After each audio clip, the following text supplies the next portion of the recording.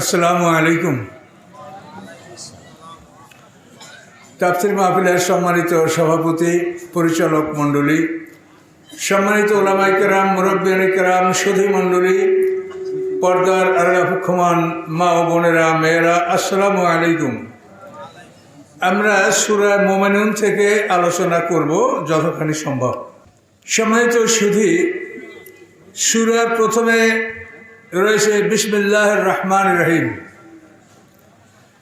তো আল্লাহ তাআলা কোরআন পাক তেলাওয়াত করার জন্য আদেশ করেছেন, ওয়াইজা কারাতাল কোরআনা ফাস্তাইজ বিল্লাহি মিনাশ শাইতানির রাজিম।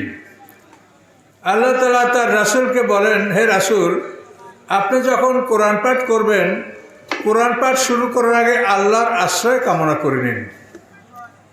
পৃথিবীর সমস্ত কাজ শুরু করতে হয় বিসমিল্লাহির রহমানির রহিম বলে, শুধুমাত্র কোরআন তেলাওয়াত শুরু করতে হয় আউযু বিল্লাহি মিনাশ শাইতানির রাজিম বলে, ব্যতিক্রম। এই জন্য আপনারা সূরা হাসর যখন তেলাওয়াত করেন তখন 3 বার আউযু বিল্লাহ পড়ে হুয়াল্লাহুল্লাযী লা ইলাহা ইল্লাহু সূরা হাসর শেষ আয়াত পড়তে শুরু করেন। আপনারা বিসমিল্লাহ বলেন না, এটা ঠিকই আছে। কোরআন পড়ার জন্য বিসমিল্লাহ নয়, কোরআন পড়ার জন্য আপনি বলবেন আউযু বিল্লাহি মিনাশ শাইতানির রাজিম। এবং সূরার উপরে যদি বিসমিল্লাহ লেখা থাকে সেটা আপনি পড়তে বাধ্য। তাহলে সূরার উপরে এখানে বিসমিল্লাহির রহমানির রহিম লেখা আছে, এটা আমরা বলবো, তার আগে বলবো আউযু বিল্লাহি মিনাশ শাইতানির রাজিম। এর অর্থ হচ্ছে আমি অভিশপ্ত শয়তান থেকে আল্লাহর আশ্রয় কামনা করছি। কোরআন তেলাওয়াত করার আগে আপনি আল্লাহর আশ্রয় কামনা করে নেবেন। তার কারণ কোরআন তেলাওয়াত করার সময় শয়তান আপনাকে কঠিনভাবে আক্রমণ করবে। তো এই জন্য আপনি যদি আল্লাহর আশ্রয় থাকেন তাহলে শয়তান আপনাকে আক্রমণ করতে পারবে না। এই জন্য কোরআন তেলাওয়াত করার আগে আপনি একটা নিরাপদ, একটা শেল্টারে, নিরাপদ একটা আশ্রয় আগে অবস্থান নিন, তারপর কোরআন তেলাওয়াত শুরু করুন। সেই নিরাপদ আশ্রয় হচ্ছে আল্লাহর আশ্রয়। এই জন্য আমরা বলি আউযু বিল্লাহি মিনাশ শাইতানির রাজিম, অভিশপ্ত শয়তান থেকে আমি আল্লাহর আশ্রয় কামনা করছি। শয়তান থেকে আল্লাহর আশ্রয় কামনা করি কেন? শয়তানকে দেখা যায় না, যাকে দেখা যায় না তার সাথে মোকাবেলা করা যায় না। আপনি যাকে দেখেন সামনাসামনি তার সাথে মোকাবেলা করতে পারেন, যাকে দেখেন না সে কোন দিক থেকে আক্রমণ করে তা তো আপনি বুঝতে পারছেন না, অনুভব করতে পারছেন যে আমাকে আক্রমণ করছে।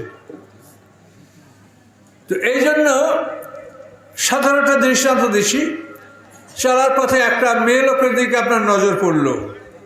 এখন ইসলামের বিধান হচ্ছে যে যখন আপনি দেখতে পারছেন একবার যেটা মেয়ে, তখন ওদিকে আপনি তাকাবেন না, চক্ষু যেটা নিচে নামিয়ে দিবেন, আলোকে ডাউন করে দিবেন। কিন্তু আপনার মন বলে যে না, আরেকবার তাকে দেখি না, ও কে, যুবক, যুবতী না কুমারী, ও ফর্সা না ময়লা, আমাদের গ্রামের না অন্য কোথাও, এ কিন্তু আরেকবার দেখতে মন চায়। তো দ্বিতীয়বার যখন দেখতে মন চায় তখনই বুঝতে হবে যে আমার মধ্যে শয়তান প্রবেশ করেছে, আমাকে একটা শয়তান বলছে। তখন আপনি আউযু বিল্লাহ পড়বেন, দ্বিতীয়বার ওই নারীর দিকে আর আপনি তাকাবেন না। এটা হলো মোমেনের বৈশিষ্ট্য। তো আল্লাহ রাব্বুল আলামিন বলেন যে কোরআন তেলাওয়াত করার আগে তুমি আল্লাহর আশ্রয় কামনা করে নাও, আল্লাহর হেফাজতে, আল্লাহর কাস্টডিতে তুমি এসে যাও। আপনি আপনার ছোট একটা বাচ্চা নিয়ে যদি হাঁটেন রাস্তায়, তো আপনার সাথে হাঁটবে। হঠাৎ করে যদি দেখে বড় একটা কুকুর, তো বাচ্চা আপনার পা জড়ায় ধরে বলবে আব্বু কোলে, আর হাঁটবে না, বাচ্চা কোলে উঠবে, ভয় পাইছে। তো এই বাচ্চাটা যেরকম তার বাবার কোলে উঠলে নিরাপত্তা পায়, আশ্রয় পায়, আমরা যদি আউযু বিল্লাহ পড়ি তো আল্লাহ তাআলা আমাদেরকে তার আশ্রয় নিয়ে নেন। আল্লাহর কোলে আমরা উঠি, আল্লাহর আশ্রয় আমরা চলে যাই, তারপর আমাদেরকে শয়তানে আক্রমণ করতে পারবে না। এই জন্য কোরআন তেলাওয়াত করার আগে আল্লাহ বলেছেন যে তুমি আউযু বিল্লাহ পাঠ করে নাও। যেহেতু শয়তান এমন এক শক্তি যাকে দেখা যায় না। দেখা যায় না কেন? জিন জাতি ধোঁয়াবিহীন আগুন দ্বারা তৈরি। আগুনের সাথে যদি ধোঁয়া মিশ্রিত না থাকে তো সে আগুন চোখে দেখা যায় না। সে আগুনে যখন বাড়িঘর পড়বে তখন দেখবেন যে বাড়িঘর জ্বলছে, কিন্তু প্রকৃত আগুন, এটা ধূমাবিহীন আগুন যদি হয়, নির্ধূম আগুন, সে আগুনকে দেখতে পাওয়া যায় না। আমরা যে আগুনটা দেখি, আগুনের সাথে ধূমা আছে। আপনাদেরকে আরও সহজে বোঝাবার চেষ্টা করছি যে একটা হ্যাসাক বা একটা স্টোভ বা একটা চুলা, তেলের চুলা, যখন তেলটা পুরো গরম হয় না, স্টোভটা গরম হয়, তখন একটা দেখা যায় বড় একটা আগুন জ্বলছে। কিন্তু যখন আস্তে আস্তে চুলাটা গরম হয়, ওটার পাথরটা হিট হয়, তখন আগুনটা ছোট হয়ে যায়। কিন্তু আগুনটা যখন ছোট হয়ে যায়, তখনও সে আগুনের অনেক তাপ থাকে। তখন আপনি দেখবেন যে 4-5 ইঞ্চি দূরে একটা কাগজ ধরলে সে কাগজটা জ্বলে উঠেছে, পরীক্ষা করে দেখেন। অথচ আগুনটা দেখতে মনে হয় খুব ছোট। আর যখন ওই স্টোভের পাথরটা গরম হয় নাই, তখন আগুনটা বড় একটা আগুন মনে হচ্ছিল। তাহলে আগুনের সাথে যদি ধূমা মিশ্রিত না থাকে, তাহলে আগুন চোখে দেখা যায় না।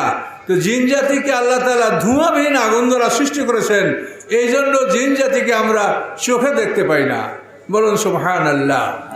তো যাকে চোখে দেখা যায় না, তার সাথে মোকাবেলা করা যায় না। এটা কিন্তু কোরআনের তাফসীর, ওয়াজ মাহফিল না। জ্ঞানের কথা শুনতে হবে, বুঝতে হবে, জ্ঞান নিয়ে বাড়ি যেতে হবে।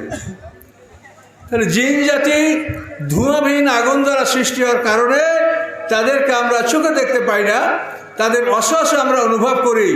এই জন্য আল্লাহ তাআলা বলেছেন যে কোরআন তেলাওয়াত করার আগে তুমি আল্লাহর আশ্রয় কামনা করে নাও, আউযু বিল্লাহি মিনাশ শাইতানির রাজিম, এই দোয়া পাঠ করে নাও। এরপরে সূরার উপরে আসে বিসমিল্লাহির রহমানির রহিম, এটা তো আপনি পড়তে বাধ্য, লেখাই আছে। এই বিসমিল্লাহ সূরার অংশ নয়, এটার দ্বারা একটা সূরা থেকে 8টা সূরাকে পৃথক করা হয়েছে। সূর শব্দের অর্থ প্রাচীর বা দেওয়াল। তো কোরআন মাজিদে কিসের প্রাচীর? এই বিসমিল্লাহর প্রাচীর। একটা সূরা শেষ হয়েছে, তখন বিসমিল্লাহ দ্বারা প্রাচীর করে দিয়েছে। তো এই বিসমিল্লাহর প্রাচীর দ্বারা সূরাগুলিকে ভাগ করা হয়েছে।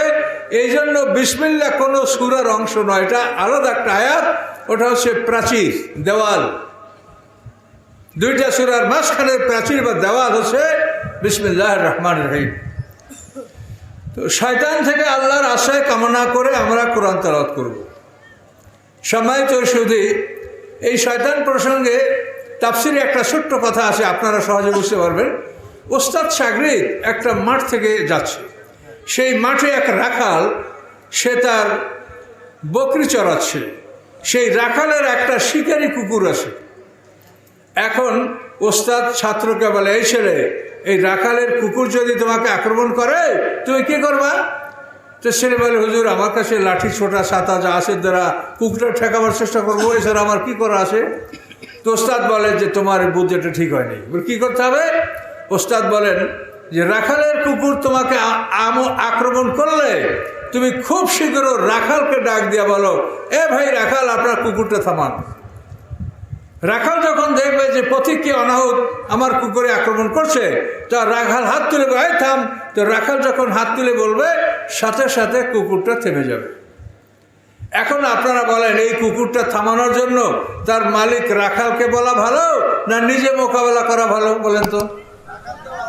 মালিককে বলা ভালো, রাখালকে বলা ভালো? তো আল্লাহ বলেন, শয়তান যে কুকুর, ওই কুকুরের মালিক আমি আল্লাহ, ওকে আমি সৃষ্টি করেছি।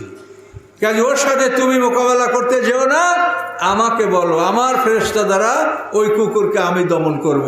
আবার বলুন সুবহানাল্লাহ। এই জন্য আল্লাহ বলেছেন, কোরআন তেলাওয়াত করার আগে তুমি আউযু বিল্লাহ পড়ে নাও।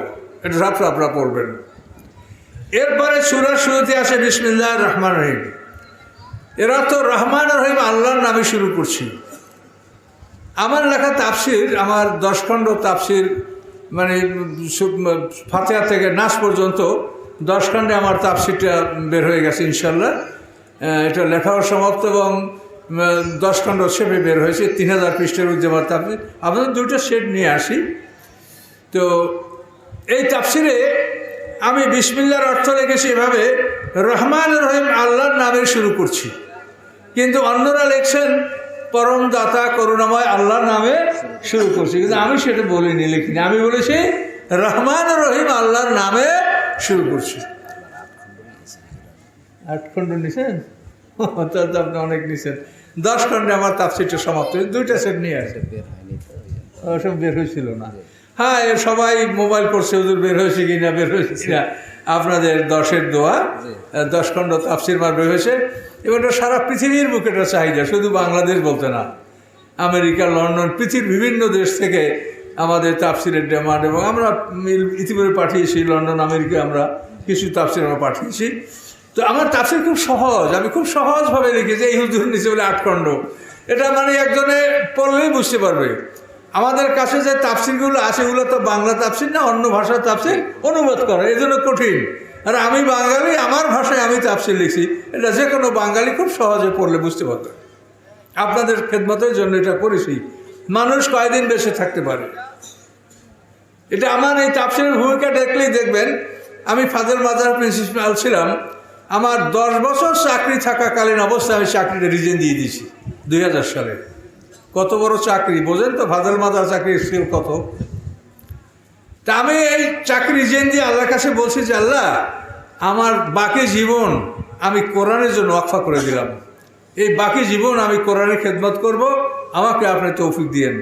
এভাবে আমি কোরআন নিয়ে গবেষণা শুরু করেছি। 2000 সালে চাকরি রিজেন দিয়েছি। 2015 সাল পর্যন্ত আল্লাহ যেটুকু গবেষণা করতে দিয়েছে, 15 সাল থেকে 20 সাল, এই 5 বছরের মধ্যে আমার তাফসির লেখা এবং ছাপানো অল কমপ্লিট আল্লাহ করার তৌফিক দিয়েছেন, বলুন আলহামদুলিল্লাহ। যেটা আপনাদের জন্য, আলেম সমাজের জন্য সকলের একটা নেয়ামত। আমি চলে যাব। অনেকেই হয়তো মনে করছেন হুজুরে আসেন কিনা বেশে, তো ইউটিউবের মাধ্যমে আমাকে অনেকে দেখতে পেয়ে দেখছে যে আরে আমাদের সেই হুজুর তো আসেন। তাহলে অনেকেই মনে করছেন হয়তো নাই। আমার ক্লাসমেট আপনাদের গ্রামে শহীমউদ্দিন মাওলানা, উনি আমার ক্লাসমেট।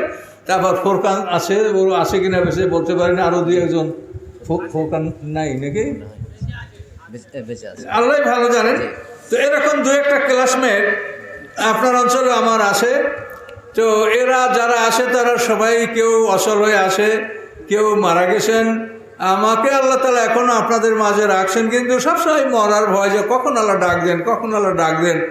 এই জন্য খুব তাড়াহুড়ো করে তাফসির লিখেছি। আমি যখন তাফসির লিখতে শুরু করেছি, দিবারাত্রি আমি তাফসির লিখেছি। এমনকি জামাতে নামাজ পড়তে আমি যাইনি, সারাদিন রাত, রাত্রে 12টায় জেগেছি, ভোর পর্যন্ত লিখেছি। এভাবে করে করে যাই হোক আল্লাহ তাআলা আমাকে তাফসির লেখা সমাপ্ত করতে দিয়েছেন এবং ছেপে বের হয়ে গেছে আল্লাহর মতে, আপনারা দেখতে পাবেন। তো এখন আপনাদের সামনে আমি আসি। আমার আলোচনাটা এটা কিন্তু ওয়াজ না, আপনারা আগেও জানেন যে আমি তাফসির করছি আগের থেকেই, প্রথম জীবন থেকেই। তা আমার কথাগুলা আপনারা শুনলে জ্ঞান পাবেন। আর যদি মনে করেন যে ওই আপনাদের প্রথম যখন চাপাই আসছিলাম তখন একটা লোকে বলে বলবি তো খালি কথাই কইছে, আশা করবো কখন, এটা যদি বলেন তাহলে তো হলো না। আপনাকে জ্ঞানের কথা শুনতে হবে, বুঝে নিতে হবে। তা আপনি আউযুবিল্লাহর মধ্যে এতটুকু বুঝেছেন যে জিন জাতি, শয়তান, এরা ধোঁয়াবিহীন আগুন দ্বারা তৈরি, আর ধোঁয়াবিহীন আগুন চোখে দেখা যায় না, এই জন্য ওদেরকে আমরা দেখতে পাচ্ছি না। এখন আসেন বিসমিল্লাহির রহমানির রহিম। এখন এখানে আমি রহমান আর রহিম আল্লাহর নামে শুরু করছি, এটা বলার কারণ কি? কারণ হলো রহমান আর রহিমের এক শব্দে আর কোনো অর্থ করা যায় না। এক শব্দ দ্বারা রহমানকে বোঝানো যায় না, রাহিমকেও বোঝানো যায় না। এই জন্য আমি অর্থ না করে রহমান আর রহিম আল্লাহর নামে শুরু করছি, কথাই আমি লিখেছি। এখন আমরা এটা তাফসির করবো আপনাদের সামনে। রহমান হচ্ছে দয়ালু, আল্লাহ তাআলা দয়ালু। কিরকম দয়ালু?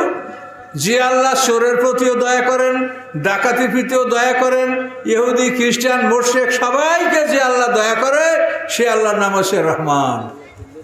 বলেন চোর যখন চুরি করতে যায় তখন ও কাকে ডাকে? আল্লাহকে ডাকে। আল্লাহ আল্লাহ আমি যেন ধরা না পড়ি।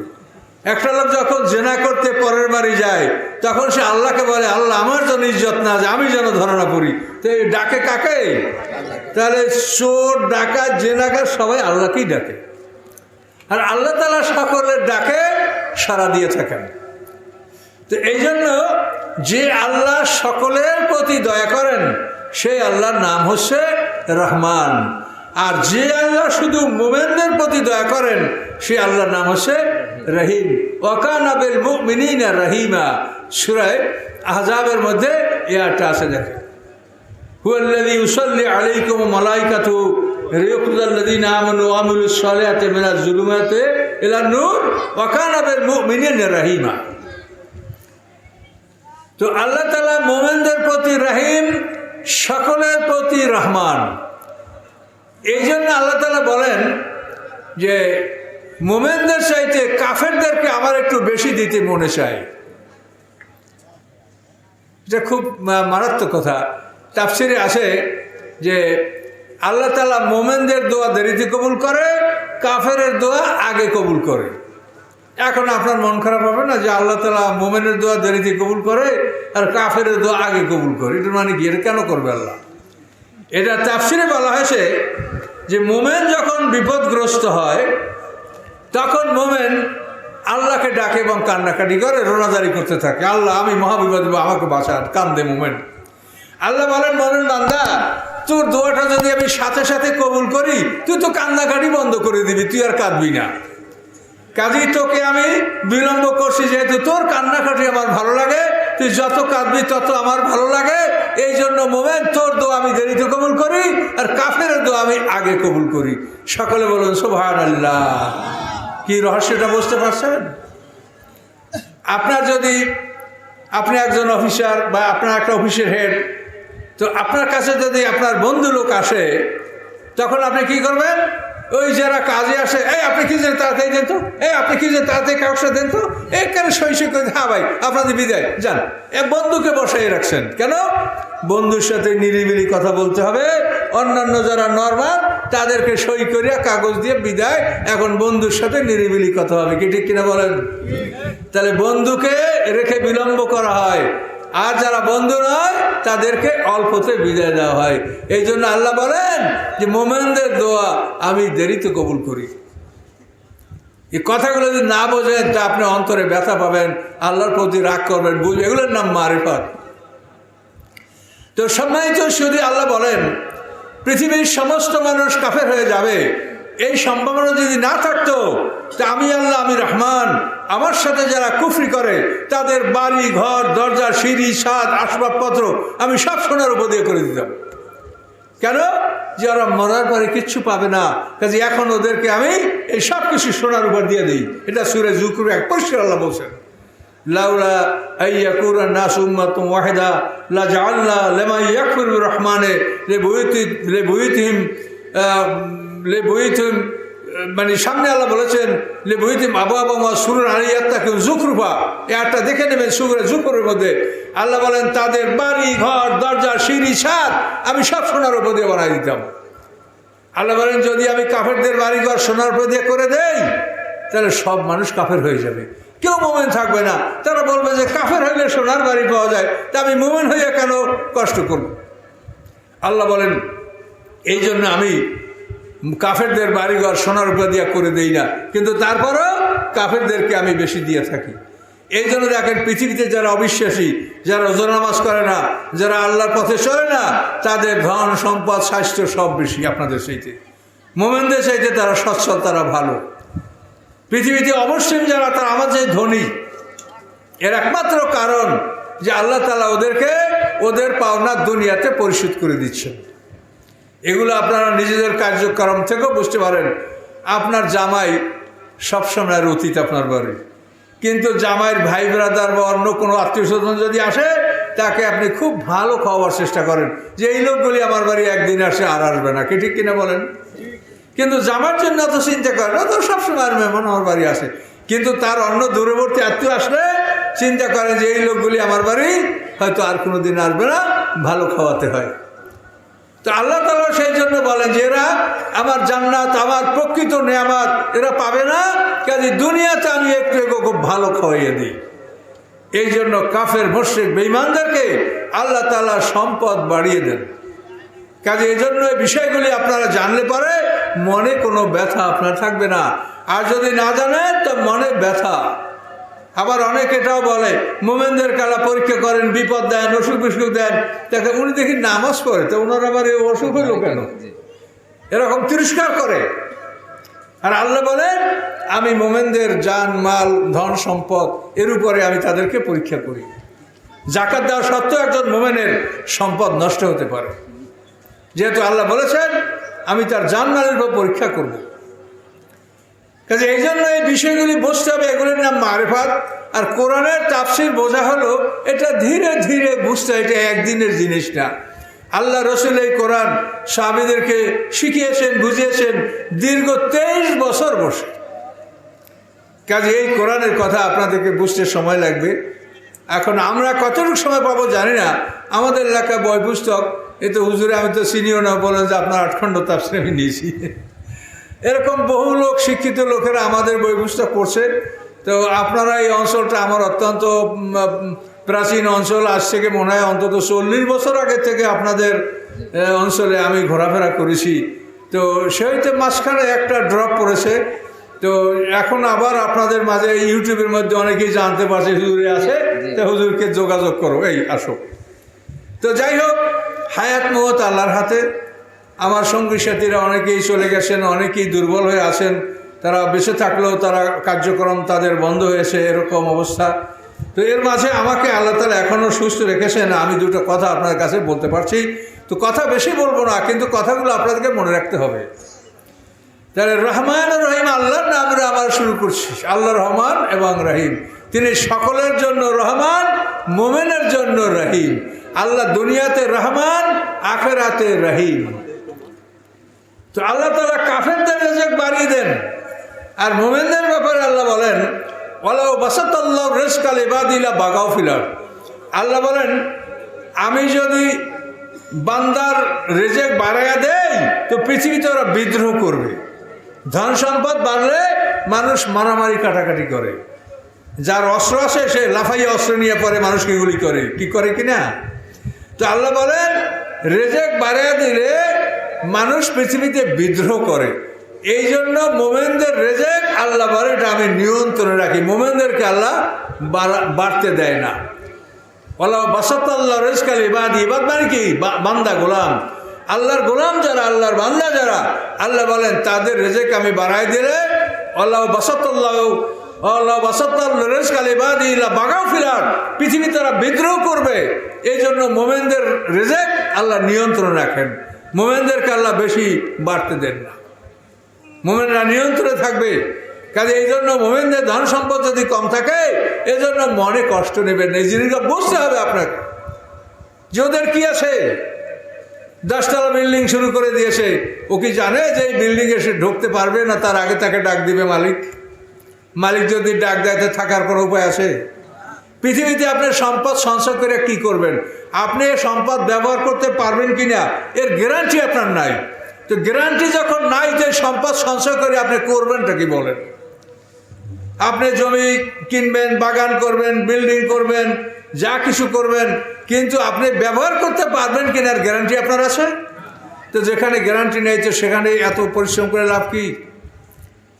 যেখানে আপনার গ্যারান্টি নাই, ইয়াউমা লা ইয়ানফাউ মালুন ওয়ালা বানুন, যেখানে মানুষের মাল এবং সন্তান কোনো উপকারে আসবে না, ইল্লা মান আতাল্লাহ বিকালবিন সালিম, সেখানে উপকৃত হবে কে? যে কলবে সালিম নিয়ে আল্লাহর কাছে উপস্থিত, রোগমুক্ত আত্মা। কলবেন সালিম, যে আত্মায় কোনো রোগ নাই, এই রোগমুক্ত আত্মা নিয়ে যে আল্লাহর কাছে উপস্থিত হতে পারবে, সে উপকৃত হবে। ইয়াউমা লা ইয়ানফাউ মালুন ওয়া বানুন, মাল এবং সন্তান আপনার কোনো উপকারে আসবে না। পৃথিবীতে মানুষ কামাই করে, নিজে মাল অর্জন করে সন্তানের জন্য, আর আল্লাহ বারবার বলেছেন তোমার মাল এবং সন্তান তোমার কোনো কাজে আসবে না। কাজে আসবে কি? ইল্লা মান আতাল্লাহ বিকালবিন সালিম, তুমি রোগমুক্ত আত্মা নিয়ে যদি আল্লাহর কাছে উপস্থিত হতে পারো, সেটা তোমার উপকার হবে। আত্মার রোগ কি? সূরা বাকারায় কি বলা হয়? ফি কুলুবিহিম মারাদুন, তাদের অন্তরে রোগ ব্যাধি। ব্যাধিটা কি? রোগটা কি বলতে পারেন? রোগ হচ্ছে মিথ্যা কথা বলা 1 নম্বর রোগ, আত্মসাৎ করা এটার সাথে 2 নম্বর রোগ, ওয়াদা খেলাপ করা 3 নম্বর রোগ, তারপরে খারাপ ভাষা ব্যবহার করা 4 নম্বর রোগ। আল্লাহ রসুল কথাগুলো এভাবে বলেছেন, আরবাউ মান কুন্না ফিহি কানা মুনাফিকান খালেসান, 4টা স্বভাব যার মধ্যে থাকবে সে কাটি মুনাফিক। কি কি? ইজা হাদ্দাসা কাযাবা, যখন কথা বলে কথার মধ্যে মিথ্যা কথা বলে। ওয়াইজা হাদা গাদারা, যখন মানুষের সাথে ওয়াদা করে ওয়াদা খেলাপ করে। ওয়াইজা উতুমেনা খানা, যখন তার কাছে কোনো কিছু আমানত রাখা হয় সে আমানতের খেয়ানত করে।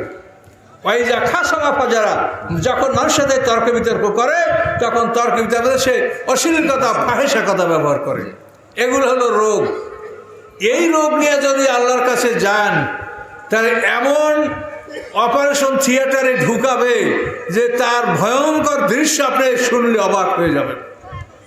কাজে ভয়ঙ্কর অপারেশন থিয়েটারে আপনি ঢুকিয়েন না, চিকিৎসা করে এইখান থেকে ভালো হয়ে কবরে যান। কি কথা বুঝতে পারছেন?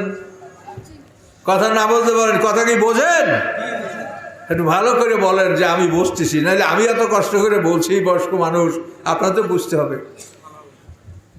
পরকালের অপারেশন থিয়েটারে ঢুকিয়েন না, চিকিৎসা করে এখান থেকে যান। তাহলে আপনার সবচাইতে বড় চিকিৎসা হলো দুইটা রোগের চিকিৎসা। এক নম্বর হলো মিথ্যা এবং আত্মসাৎ, এবং এই দুইটা পরস্পর একে অপরের সহযোগী। মিথ্যা না বললে আত্মসাৎ করা যায় না, আত্মসাৎ করার উপায় হচ্ছে মিথ্যা অবলম্বন করা। এই জন্য আল্লাহ রসুল বলেছেন মুমিনের মধ্যে যে কোনো ত্রুটি থাকতে পারে, কিন্তু মিথ্যা এবং আত্মসাৎ এই দুইটা দোষ মুমিনের মধ্যে থাকতে পারে না, আল্লাহ রসুল বলেছেন। এবং মিথ্যাকে আল্লাহ রসুল বলেছেন মিথ্যা হলো শিরকের সমপর্যায়ের গুনাহ। আল্লাহ রসুল জুমার খুতবা দিতে বসে আল্লাহ রসুল বলেছেন ফাজতানিবুর রিজসা মিনাল আওসানি ওয়াজতানিবু কাওলা জুর। সূরা হজের মধ্যে একটা আছে, আল্লাহ বলেন ফাজতানিবুর রিজসা মিনাল আওসান, মূর্তির পূজার থেকে দূরে থাকো, মূর্তির অপবিত্রতা থেকে দূরে থাকো এবং মিথ্যা হতে দূরে থাকো। আল্লাহ রাসূল বলেন মিথ্যা এবং মূর্তি পূজা, মিথ্যা এবং মূর্তির অপবিত্রতা, এই দুটো জিনিসকে আল্লাহ তাআলা একই আয়াতে বর্ণনা করেছেন। কাজে মিথ্যা কথা শিরকের সমপর্যায়ের গুনাহ। সকলে বলেন সুবহানাল্লাহ। এখন আপনারা বলেন সমাজে মিথ্যা বলে না এইরকম লোক আপনার গ্রামে, আপনার এলাকায় সারা জীবনে আপনি কয়টা লোক দেখেছেন যে জীবনে কখনো সে মিথ্যা কথা বলে নাই বা বলে না, মিথ্যার আশ্রয় নেয় না? তাহলে আপনারা যাই মনে করেন লেবাস, পোশাক আর জামা, পাগড়ি আর নামাজ, এগুলিতে কোনো মানুষের কল্যাণ আসবে না। এই রোগ যদি থাকে তা ওপারের হাসপাতালে আপনাকে ঢুকতে হবে, জাহান্নাম নামক হাসপাতালে, ওখানে আপনাকে ঢুকতে হবে। কাজেই রোগ মুক্ত হয়ে কবরে যান। ইয়াউমা লা ইয়ানফাউ মালুন ওয়া বানুন, মালেও কোনো উপকার করতে পারবে না, সন্তানেও কোনো উপকার করতে পারবে না, অথচ মানুষ জান এবং সন্তানের জন্যই সারাটা জীবন মেহনত করে। সন্তানদের জন্য আসল টাকা জমা রাখে আর নিজে সুদ খাইয়ে মরে। ব্যাংকে টাকা ধুইয়া 10 লাখ, ওই যে মাসে মাসে সুদ হয় সেগুলো নিজে খাইয়া মরে, আর সন্তানের জন্য মূলধনটা রাখে। দেখছেন কপাল পোড়া, মানে হতবুদ্ধি এরা সবচেয়ে নির্বোধ লোক, যে আমি নিজে কার জন্য রাখছি আর আমি নিজে কি করে যাচ্ছি কবরে। কাজে এই জন্য নিজে ভালো হয়ে কবরে যান। ইবাদত করতে বলা হয়েছে একটা মানুষকে ভালো হওয়ার জন্য। জিকির করলে মানুষের নামাজ ভালো হবে, নামাজ ভালো হলে সেই মানুষের মন ভালো হবে, মন ভালো হলে সে ভালো কাজ করবে, আর ভালো কাজের বিনিময় জান্নাত। ইন্নাল্লাযীনা আমানু ওয়া আমিলুস সালিহাত লাহুম জান্নাত। তা আমি আবার ফিরে আসি, রহমান রহিম আল্লাহর নামে আমরা শুরু করছি। তো আল্লাহ তাআলা সকলের জন্য রহমান, আমাদের জন্য রাহিম। এই আল্লাহ আমাদের কি বলেন দেখেন, কদ আফলাহাল মুমিনুন। আল্লাহ বলেন জয়যুক্ত হলো ওই সমস্ত মোমেনগণ, পরীক্ষায় পাশ করলো ওই সকল মোমেনরা, আল্লাযীনা ফি সালাতিহিম খাশিউন, যারা তাদের নামাজে বিনয়ী। এখন মোমেন সবাই, কিন্তু পাশ করবে কারা আর ফেল করবে কারা? শোনেন, পৃথিবীতে মানুষ হলো মোট 2 দল, মোমেন এবং কাফের, আর কোনো দল নাই।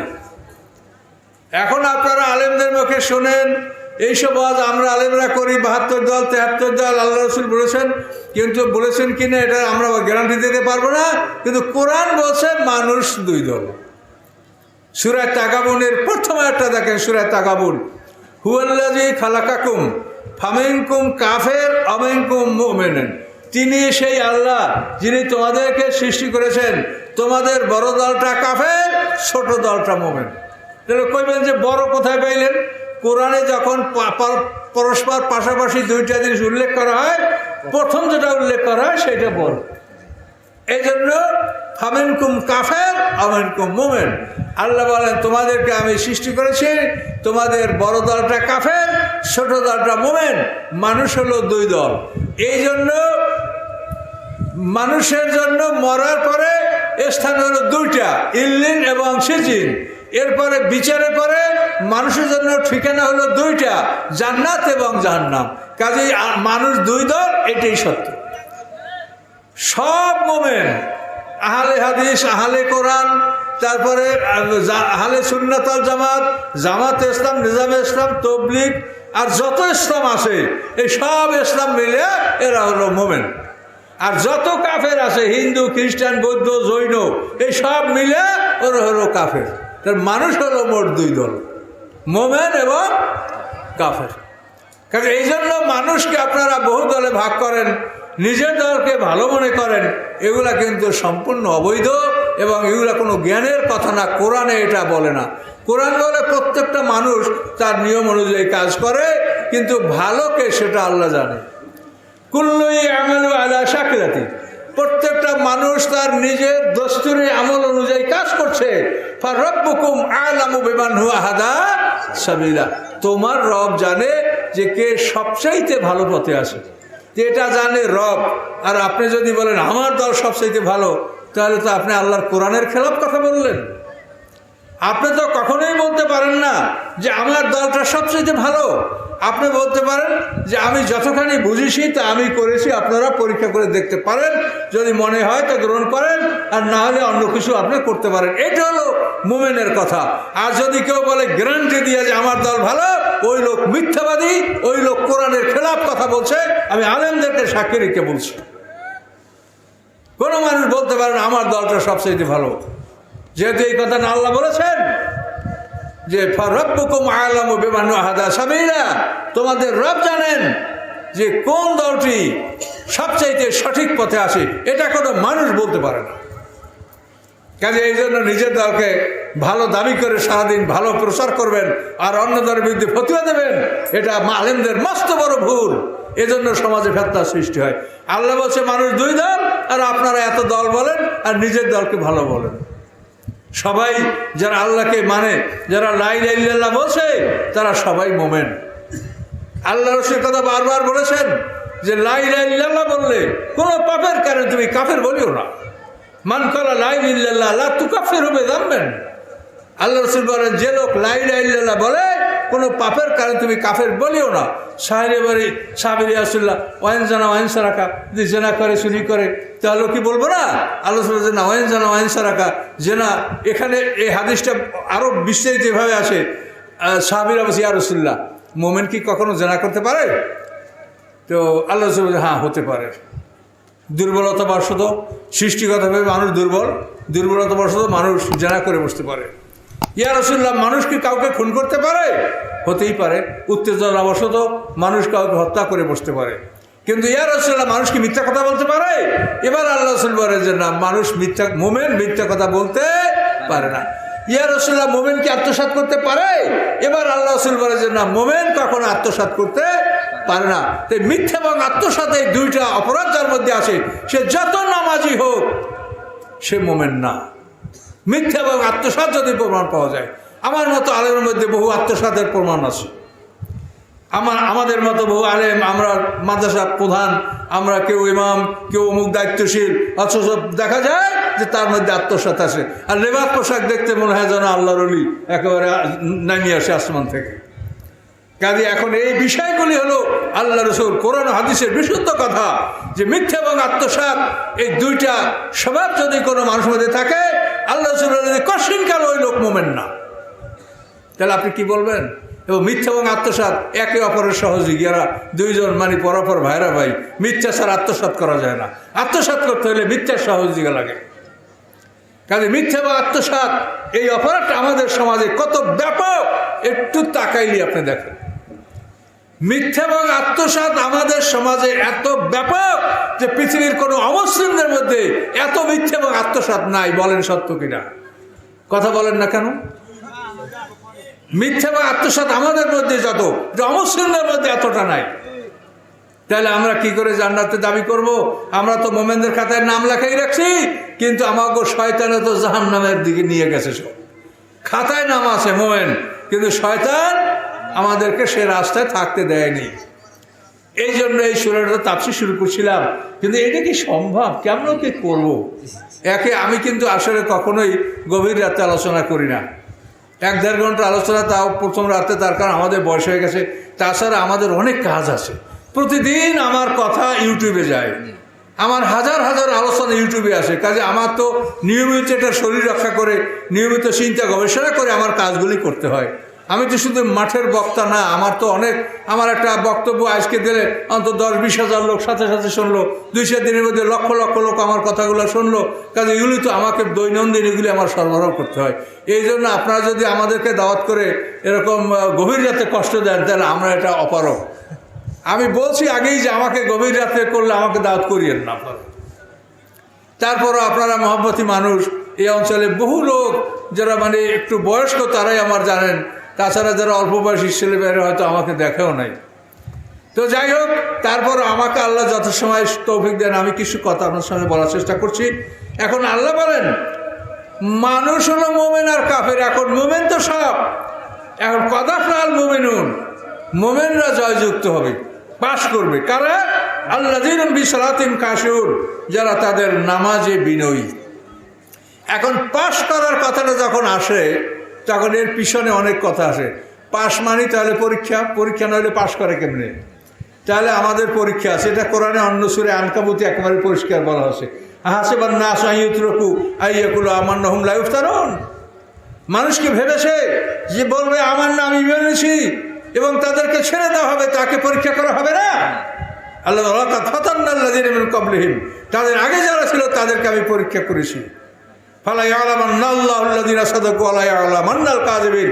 আল্লাহ তাআলা পরীক্ষায় কারা সত্যবাদী কারা মিথ্যাবাদী এটা পরীক্ষার মাধ্যমে আল্লাহ তাআলা জেনে নিয়েছেন। মানুষকে আল্লাহ পরীক্ষা করবেন, আর পরীক্ষায় পাশ করলে তারা জান্নাতি হবে। এখন পরীক্ষা বলতে গেলেই প্রশ্নপত্র ছাড়া পরীক্ষা হয়? কাজেই প্রশ্নপত্র আছে আল কোরআন। বলেন প্রশ্নপত্র কি? সবাই বলেন কি? এই আল কোরআন হলো আপনার আমার প্রশ্নপত্র। এইখানে যা বলা হয়েছে এগুলি আপনাকে মানতে হবে, উত্তর দিতে হবে। এবং প্রশ্নপত্র উত্তর দিবেন কোথায়? উত্তরপত্র আপনার গলায় লটকানো আমলনামা। এখানে আপনি ইশরার নামাজ যদি পড়ে থাকেন, তো এখানে এটা লেখা হয়ে গেছে, ফেরেশতারা লিখছে যে আপনি দেখাইতে পারেন না, আমিও দেখাইতে পারি না। তাহলে প্রশ্নপত্র হচ্ছে আল কোরআন, উত্তরপত্র হচ্ছে গলায় লটকানো আমলনামা। প্রশ্নপত্র বুঝিয়ে দেওয়ার দায়িত্ব হলো মুহাম্মদ রাসূলুল্লাহ সাল্লাল্লাহু আলাইহি ওয়াসাল্লামের। এরপরে সেই দায়িত্ব আসে আমাদের উপরে, আমরা আলিম আমাদের উপরে। খাতা দেখবেন একমাত্র আল্লাহ ছাড়া এই খাতায় কেউ হাত দিতে পারবে না। হাশরের মাঠে আমরা উঠব, ওঠার পরে কোনো এক পর্বে, এটা বিরাট পর্ব আছে হাশরের ময়দানে, 50টা পর্ব, 50,000 বছরের সমান একদিন। সে একটা পর্বে আছে যে আমলনামা ফেরেশতারা গলা থেকে খুলে হাতে ভাঁজ করে বান্দাকে নিয়ে যাবে। একজনে বান্দাকে হাঁকায় নিয়ে যাবে, আরেকজনে আমলনামা নিয়ে যাবে আর বলবে হাযা মা লাদাইয়া আতীত। মাহা সাহেব শাহিদ, একজন সাহেব যে তাকে ড্রাইভ করবে, হাঁকায় নিয়ে যাবে, আর আরেকজন হবে সাক্ষী। এভাবে 2 ফেরেশতা কিরামান কাতিবিন আপনাকে আমাকে আল্লাহর কাছে নিয়ে যাবে, আল্লাহর সামনে দাঁড় করাবে আর বলবে এই হলো আপনার আসামি আর এই হলো তার ফাইল, আমলনামা। এভাবে আমরা আল্লাহর কাছে হাজির হব। এটা সব কোরআনে কথা বলা আছে। ওয়াজ করার জন্য কোরআনের বাইরে মোটেও যেতে হয় না। আমাদের ওয়াজ যারা 100টা শুনছেন তারাও দেখবেন যে আমরা কোরআনের ভিতর থেকে কথা বলি এবং আল্লাহ রসুলের কথা যেখানে আমাদের প্রয়োজন, অথেন্টিক কথা আমরা অল্প করে সেখানে নাম ব্যবহার করি, কিন্তু ম্যাক্সিমাম কথা কোরআন থেকে আসে। তো সম্মানিত শুনি, তো এই পৃথিবী হচ্ছে পরীক্ষার হল। আমরা পরীক্ষার্থী, আল্লাহ তাআলা এক্সামিনার। প্রশ্নপত্র আল কোরআন, উত্তরপত্র গলায় লটকানো আমলনামা। এভাবে পৃথিবীতে আমরা এক এক ব্যাচ করে পরীক্ষা দিব। পরীক্ষা দিতে দিতে সকল ব্যাচের পরীক্ষা যখন শেষ হইয়া যাবে, তখন আল্লাহ পরীক্ষার হলটাকে ভেঙে দিবেন। এই হলটাকে যে ভেঙে ফেলবেন এইটাকে বলা হয় কিয়ামত। পৃথিবী ধ্বংস হয়ে যাবে, এই হলটাকে আল্লাহ ঘুরে ঘুরে করে দেবেন। ঘুরে ঘুরে করে আমাদেরকে সংরক্ষণ করা হয়েছে ইল্লিন সিজ্জিনে, ইসরাফিলের সিংহার সুৎকারের মাধ্যমে। এটা বিশাল আলোচনা, এটা ওটার মধ্যে যাওয়া যাবে না এখন। তো এইখান থেকে ওই ইল্লিন সিজ্জিন থেকে আমাদেরকে আল্লাহ সব মাঠে হাজির করবেন। যে যেখানে আমরা আসি, কবরে, সেমিটেরিতে, গেরেবিয়াটে, যেখানেই আমরা আসি, সেফালস আছে, যেখানে আমরা যেখানে যে অবস্থায় আসি সবাইকে আল্লাহ হাসরের ময়দানে একত্রিত করবেন। হাসর শব্দের অর্থ একত্রিত করো, যেটা সূরা ফাতিহা বলেছে মালিক ইয়াউমিদ্দিন, আল্লাহ তাআলা প্রতিদান দিবসের মালিক। সেদিন আল্লাহ তাআলা সকলকে প্রতিদান দেবেন। সেই হাসরের ময়দানে আমরা এই পৃথিবীতে কি পরীক্ষা দিয়েছি, পাস না ফেল, এই পরীক্ষার রেজাল্ট সেই দিন আল্লাহ তাআলা আমাদের হাতে দিবেন। 50,000 বছরের সময় একটা দিনে বিচার সমাপ্ত করবেন এবং আমলনামাগুলি সব বান্দার গলা থেকে খুলে এগুলো একটা জিজ্ঞাসাবাদ করা হবে, মাপা হবে, ওজন করা হবে। তখন সব আমলনামাগুলো আকাশে উড়াই দেওয়া হবে, আর মানুষগুলো সব হাঁটু গেড়ে নত জানু অবশ্যই বসে থাকবে। যে আসামিকে কতল করায় তাকে এরকম হাত দুইটা পিছনে নিয়ে এই ঘাটটা এরকম ঝুঁকিয়ে দিয়ে তা বসে থাকতে হয়, যাতে খুব সহজে কোপ মেরে তার গলাটা কাটতে পারে। ওই রকম হাসরের ময়দানে জাসিয়া, সূরাটার নামই হচ্ছে জাতিয়া, অতারা কুল্লু উম্মাতিন জাসিয়া। আল্লাহ বলেন আপনি দেখবেন সকল উম্মত বলে মুহাম্মদ উম্মত, মুসা আছে উম্মত, ঈসা আছে উম্মত, দাউদ আছে উম্মত, আদম আছে উম্মত, সকল উম্মত অতারা কুল্লু উম্মাতিন জাসিয়া। আল্লাহ বলেন সকল উম্মতকে আপনি দেখবেন যে নতজানু অবস্থায় তারা হাসরের ময়দানে বসে আছে। আমলনামা তাদের গলা থেকে নিয়ে যাওয়া হয়েছে, আমলনামা আকাশে উঠছে, রেজাল্ট দিয়েছেন আল্লাহ, লিখিতভাবে আল্লাহ সবাইকে রেজাল্ট দিয়েছেন, পাশ ফেলের কথা ওখানে লিখে দিয়েছেন আল্লাহ। এই আল্লাহ যখন বিচার সমাপ্ত করবেন, আল্লাহ যখন বিচারের মঞ্চ ত্যাগ করে যাবেন, তখন আমলনামাগুলি উড়ে উড়ে এসে হাতে পড়বে। যারা পাশ করছে তাদের ডান হাতে পড়বে, যারা ফেল করেছে তাদের আমলনামা বাম হাতে পড়বে। এভাবে হাসরের ময়দানে আমলনামা আল্লাহ তাআলা আমাদেরকে বন্টন করবেন এবং সেই আমলনামা হাতে পাওয়ার পর এই আমলনামা নিয়ে আমাদেরকে একটা ঠিকানায় প্রবেশ করতে হবে। সেই ঠিকানায় প্রবেশ করার পরে আমাদের জীবন শুরু হবে। এখন আমাদের জীবন শুরু হয় নাই, আমরা পরীক্ষার হলে আসি। কি ভাই বুঝতে পারছেন কি বলছি? আপনারা কি এখন এই জীবন পেয়েছেন? আপনারা পরীক্ষার হলে আসেন, আমরা পরীক্ষার হলে আসি, পরীক্ষা দেন। পরীক্ষার প্রশ্নপত্র হলো আল কোরআন। এখন এই প্রশ্নপত্রটা আপনি কি পড়ে দেখেছেন, বুঝেছেন কি চাইছে আল্লাহ? আপনি কি জানেন? তো কি পরীক্ষা দেবেন বলেন? হাসরের ময়দানে প্রত্যেক পয়গাম্বরের আসমানি কেতাব এইটা বিচারের টেবিলে আসবে, অন্য কোনো কেতাব বিচারের টেবিলে আসবে না। আপনি সহিহ উসুল পড়েন, ভেদে মারিফাত পড়েন, তারপরে কসদুস সাবিল পড়েন, যে সমস্ত বই যা কিছু পড়েন ওগুলি একটাও বিচারের টেবিলে যাবে না। বিচারের টেবিলে যাবে আল কোরআন। এটা আপনার প্রশ্নপত্র, এখানে কি চাওয়া হয়েছে এবং তার থেকে আপনি কতখানি উত্তর দিয়েছেন, এইটা আপনাকে এই আসমানি কেতাবের সাথে আপনার গলার আমলনামা মিলে দেখা হবে। কি বুঝতে পারছেন ভাইয়েরা আমার? এই কোরআনের কথা কি করে আপনাদেরকে সংক্ষেপে বুঝাবো বলেন? এটা কি এত সংক্ষিপ্ত জিনিস? আল্লাহ রসুল 23 বছর বয়সে এই সাহাবীদেরকে এই কোরআন বুঝিয়েছেন। তারপরও আল্লাহ তাআলা আপনাদেরকে অল্পর মধ্যে জ্ঞান দিলে আল্লাহ দিতে পারেন, অল্প কথার মধ্যে আল্লাহ জ্ঞান দিলে দিতে পারেন। তো এখন আপনি একটা জিনিস বুঝলেন কিনা যে পৃথিবী আমাদের বসবাসের জায়গা না, এটা হচ্ছে আমাদের পরীক্ষার হল। এখন পরীক্ষার হলে যাইয়া কেউ যদি গল্প গুজব করে বসে থাকে তাহলে সে কি পাশ করবে? পরীক্ষার হলে যায় যদি কেউ সিনেমা দেখে, ভিডিও দেখে, তাহলে সে কি পাশ করবে? তা আপনারা পরীক্ষার হলে থাইকে কি করেন সেই বলেন তো? পরীক্ষার হলে বসে কি করছেন? সময়টা কোথায় ব্যয় করছেন? এই সময়ের এত মূল্য।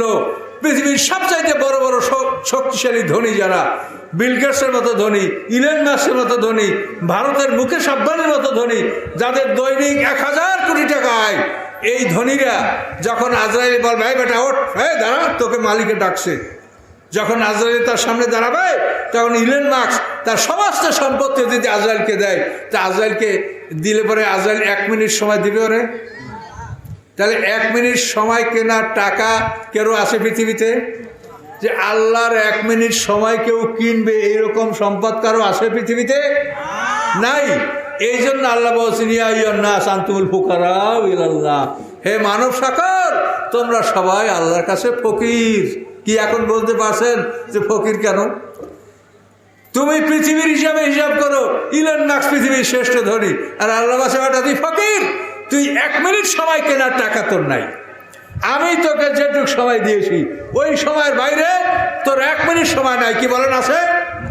আল্লাহ যেটুক সময় দয়া করে আপনার আমার জন্য মঞ্জুর করেছে ওই সময়ের বাইরে আমাদেরও সময় আছে।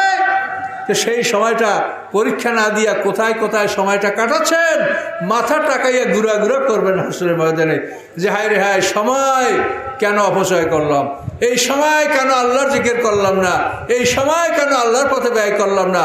মাথা টাকাবেন, কোনো কাজ হবে না। সময় কাজে লাগলে পরীক্ষা হওয়ার পরীক্ষা দেন, সময়কে কাজে লাগান।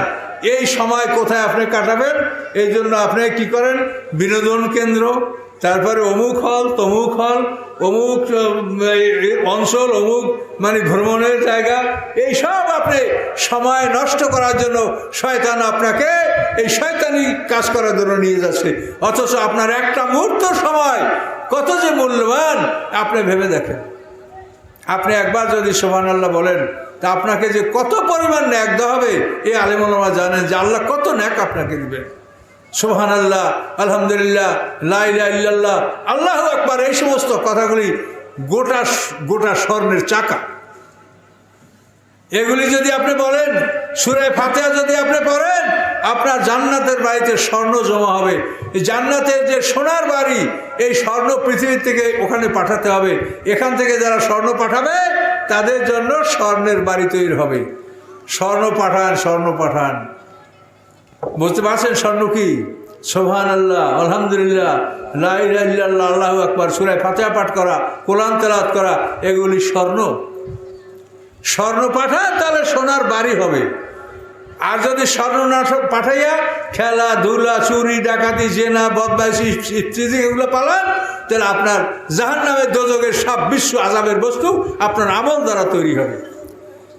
দোজখ এমন একটা জায়গা না যে এমনি সেখানে আগুন টাগুন দিয়ে বানাইয়ে রাখা হয়েছে আপনাকে ঢুকাবে না।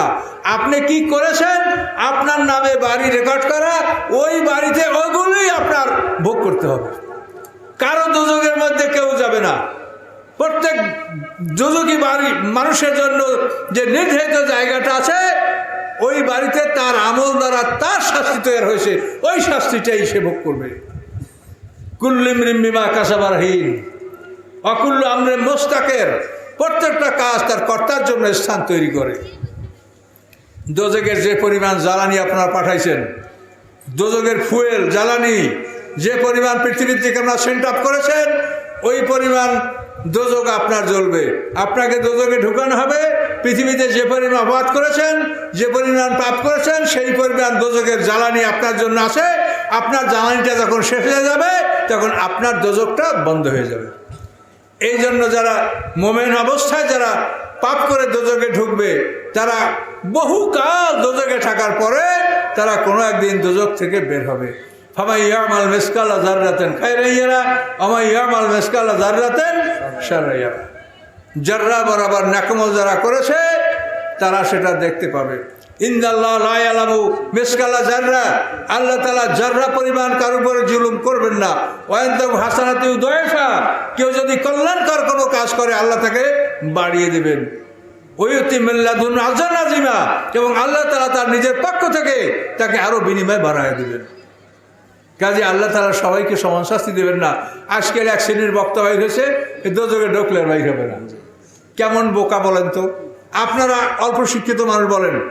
একটা লোক চুরি করে দোজখে ঢুকলো, আর একটা লোক চুরি ডাকাতি 2টা করে ঢুকলো, আর একটা লোক চুরি ডাকাতি জেনা 3টা অপরাধ করে ঢুকলো, আর একটা লোক চুরি ডাকাতি জেনা খুন 4টা অপরাধ করে দোজখে ঢুকলো। এখন এই 4টা লোক কি সমান শাস্তি খাটবে বলেন? আপনাদের বিবেক কি বলে বলেন? কাজে এই জন্য আপনারা সতর্ক, নিজের বিবেককে কাজে লাগান, নিজের জ্ঞানকে কাজে লাগান। যেটা হতেই পারে না যে দোজখ জেলখানা যারা ঢোকে সবার কি সমান শাস্তি হয়? তো দুনিয়ার জেলখানায় সবাই সমান শাস্তি হয় না, আখিরাতের দোজখেও সবার সমান শাস্তি হবে না। ঈমান নিয়ে মারা গেলে কোনো একদিন জান্নাতের সাথে তাদের দেখা হবে, আর শিরক নিয়ে মারা গেলে কোনোদিন সে জান্নাত পাবে না। শিরকের গুনাহ আল্লাহ মাফ করবেন না। শিরক অবস্থায় যদি কারো মৃত্যু হয়ে যায়, আল্লাহ মাফ করুক, তাহলে আল্লাহ তাআলা কোনোদিন তাকে ক্ষমা করবেন না। কাজে শিরক থেকে আত্মরক্ষা করেন।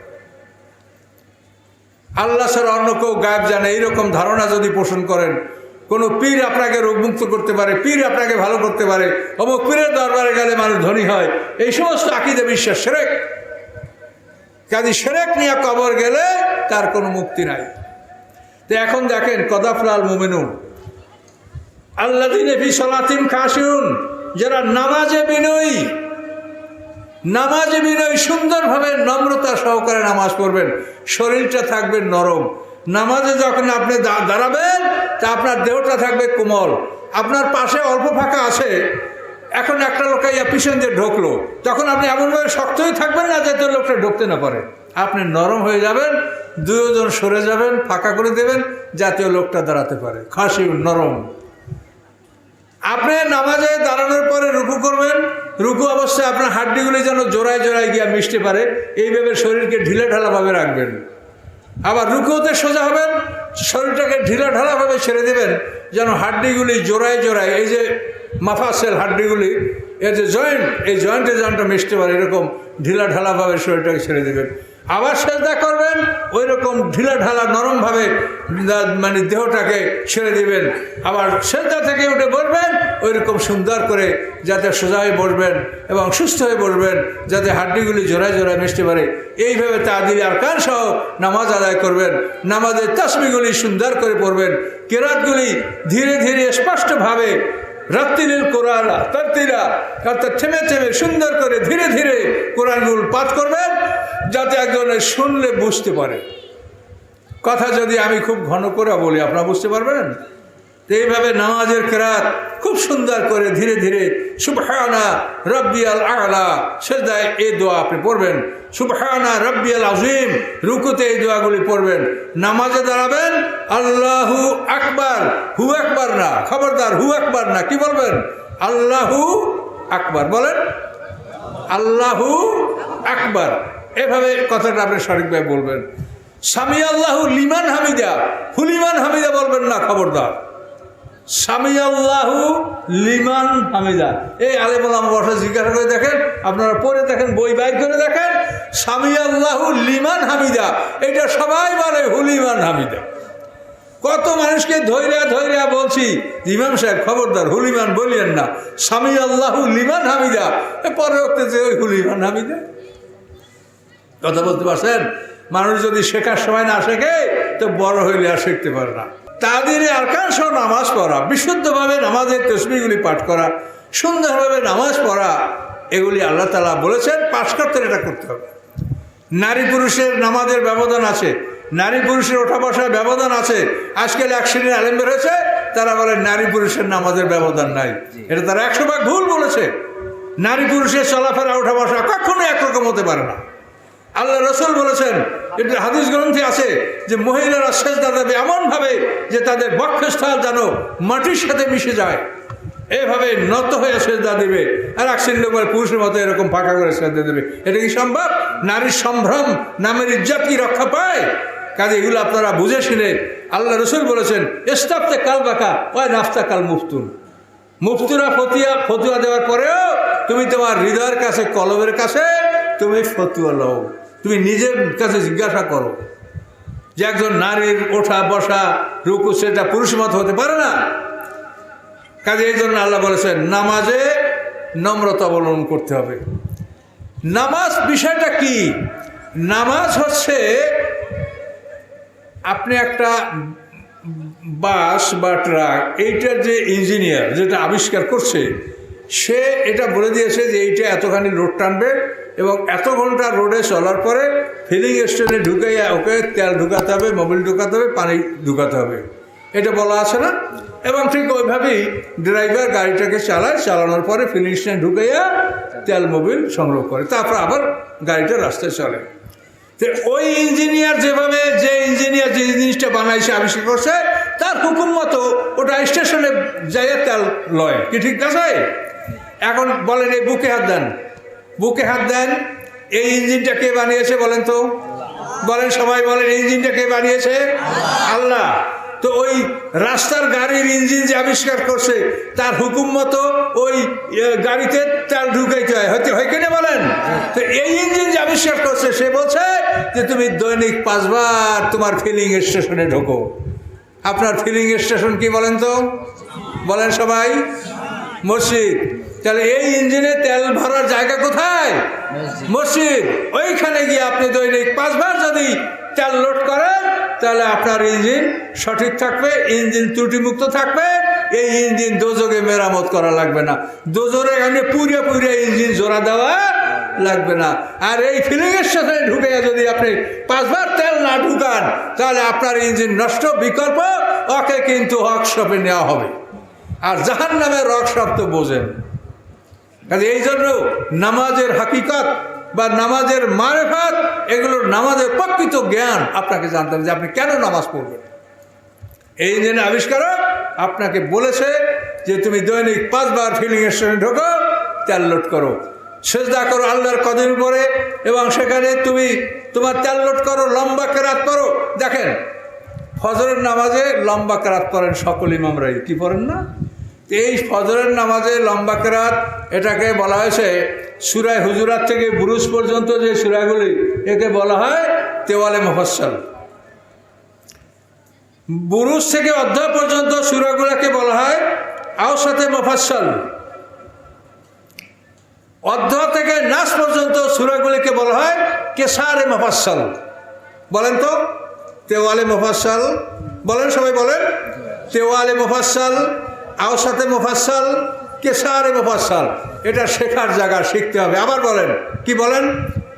তেওয়ালে মুফাসসাল, আওসাতে মুফাসসাল, কেসারে মুফাসসাল। আপনার সূরা হলো 3 ভাগে ভাগ করা। তেওয়ালে মুফাসসাল হলো বড় সূরা, 40 আয়াতের সূরা, অথবা সূরা হুজুরাত থেকে বুরুজ পর্যন্ত যে মাপের সূরা, একে বলা হয় তেওয়ালে মুফাসসাল। এই সূরা আপনি পড়বেন ফজরের নামাজে। কেন পড়বেন? এখন মনে করেন রাত 8টার সময় এশার নামাজ পড়ছেন, তাহলে আর ফের অন্তত 5টা 3 তাহলে কয় ঘন্টা হয়? 8টা হইতে 12টা 4 ঘন্টা, আর ওদিকে 5 9 ঘন্টা। তা আপনি এশার নামাজ পড়ার পরে 9 ঘন্টা পর ফজর পড়ছেন। এই 9 ঘন্টায় আপনার ট্যাঙ্কিতে তেল নাই। এই জন্য ফজরের নামাজে লম্বা কেরাত করতে বলা হয়েছে, ট্যাঙ্কি ভরো। আবার ফজর থেকে জোহরের নামাজ অনেক লম্বা, সময় ফাঁকা, এই জন্য জোহরের নামাজেও লম্বা কেরাত পড়তে বলা হয়েছে। তেওয়ালে মুফাসসাল সূরা, তেওয়ালে মুফাসসাল সূরা, এই সূরাটা পড়তে হবে ফজর এবং জোহরে। মধ্যম সূরা আওসাতে মুফাসসাল, এই সূরা পড়তে হবে আসরে এবং এশায়। সবচাইতে ছোট্ট সূরা কেসারে মুফাসসাল, এই সূরা পড়তে হবে মাগরিবে। যেহেতু আসর থেকে মাগরিব অল্প সময়, কাজে এই সময় আপনার ট্যাঙ্কি খালি হয় নাই, এই জন্য মাগরিবে আপনার বড় সূরা পড়তে হবে না। মাগরিবে ছোট্ট সূরা দিয়ে আপনি মাগরিবের নামাজ পড়েন। এই যে নামাজের সেটিংটা, এটা যদি আপনি না বোঝেন তা আপনি উপকৃত হবেন। এগুলো জানতে হবে, বুঝতে হবে, এবং ঠিক এভাবেই নামাজ আদায় করতে হবে। কি ভাই কথাগুলো বোঝেন? নামাজ আমরা পড়ি, আচ্ছা নামাজ আমরা পড়ি, কিন্তু এই যে নামাজের মারেফাত, যে কিভাবে নামাজ কেন পড়তে হয়, সেটা আপনি যদি বোঝেন তার নামাজের প্রতি আপনার আগ্রহ বাড়বে। তাহলে এখন দেখেন যে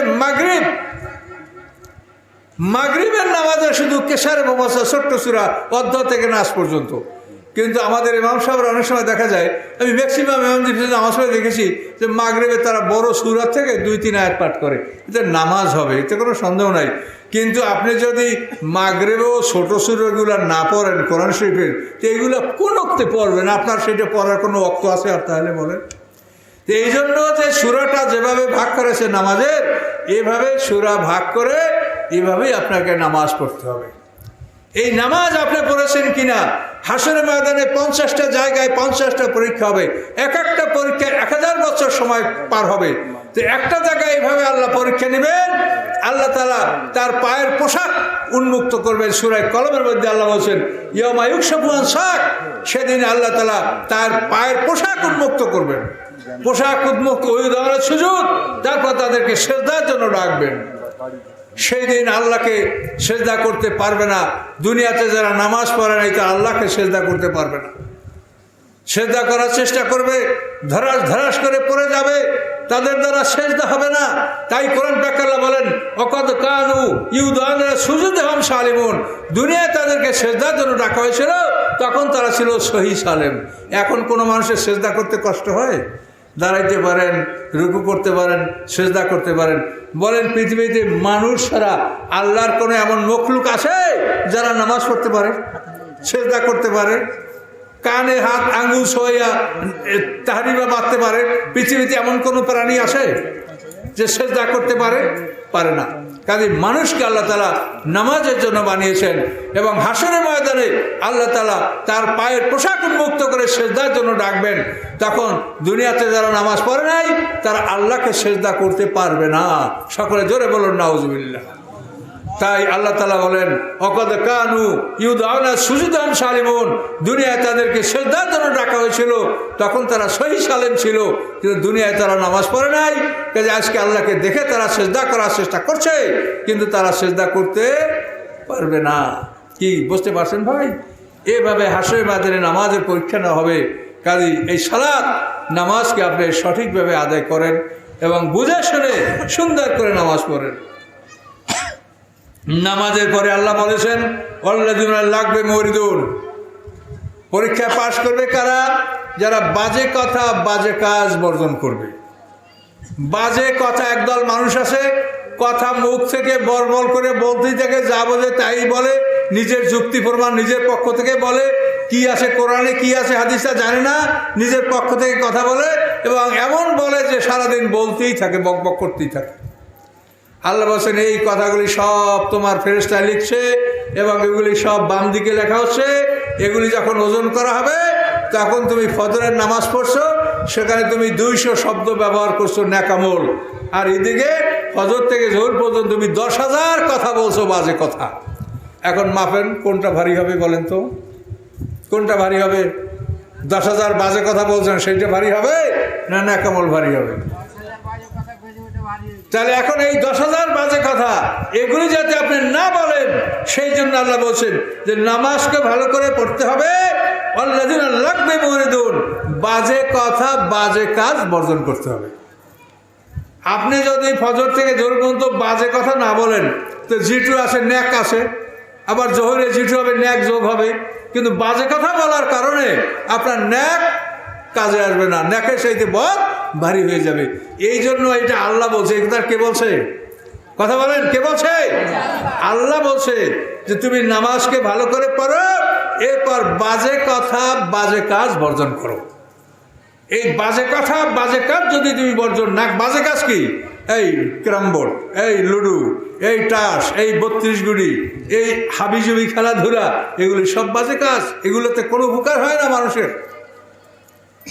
কাজে এই বাজে কথা বাজে কাজ যদি বর্জন না করো তাহলে তোমাকে নামাজ তোমাকে পার করতে পারবে না। তোমার নামাজ যেটু না খাবে তার চেয়ে তোমার বাজে কথা বাজে কাজ অনেক বেশি। কাজে এগুলিতে তোমাকে উত্তীর্ণ করতে পারবে না। কাজে এই জন্য তোমরা নামাজকে ভালো করে পড়বে এবং বাজে কথা বাজে কাজ বর্জন করবে। এগুলি যদি না করো তো এই বাজে কথা বাজে কাজের মধ্যে এই বাজে কথা কতগুলি দেখেন, মিথ্যা কথা বলা, গীবাত করা, চুগলখড়ি করা, এগুলি সব বাজে কথার মধ্যে আসতেছে। সন্দেহজনক কথা বলা, শোনা কথা বলা, আপনি একটা কথা শুনলেন কিন্তু সত্য মিথ্যা পরীক্ষা না করে বলতে থাকলেন এবং একটা কথা আস্তে আস্তে সরিয়ে পড়ল। কাজে এই জন্য এই বাজে কথা বাজে কাজ বর্জন না করলে আপনি নামাজ দ্বারাও জয়যুক্ত হতে পারবেন না। এই জন্য আল্লাহ বলছেন নামাজ তোমাকে ভালো করে পড়তে হবে এবং বাজে কথা বাজে কাজ বর্জন করতে হবে। রাত 12টার কাছাকাছি চলে আসে, আমি আর কথা বলবো না। তা আপনারা এই কিছু যা শুনলেন কিছু বুঝতে পারছেন? তহবিলে কিছু আসছে এলেন যে আমরা তাফসীর শুনছি, কিছু জ্ঞান লাভ করতে পারছেন কিনা? তো এই জ্ঞান আপনারা ধরে রাখবেন।